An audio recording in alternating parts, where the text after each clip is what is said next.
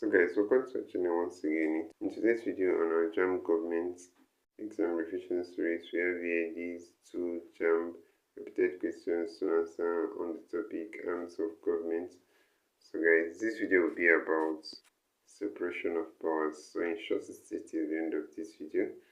Let's go ahead and start with the first question here. It says, in a democracy, ultimate authority resides in the head of state, who is also the A, Speaker of the House, B, Senate President, C, Commander-in-Chief of the Armed Forces, D, Chief Justice.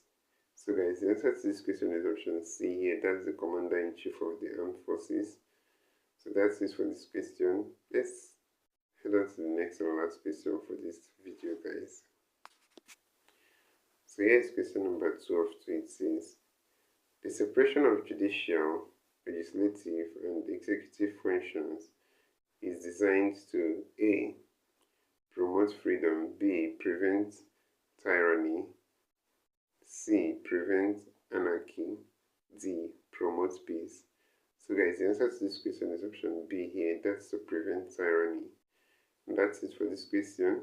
So this is how we'll end this lesson for this video, guys. If you enjoyed the lesson, please give it a thumbs up. Don't forget to subscribe to this channel if you're not yet a subscriber. Also, if you have any specific question regarding this video, you can drop your question in the comment section below and we'll be sure to give you a response.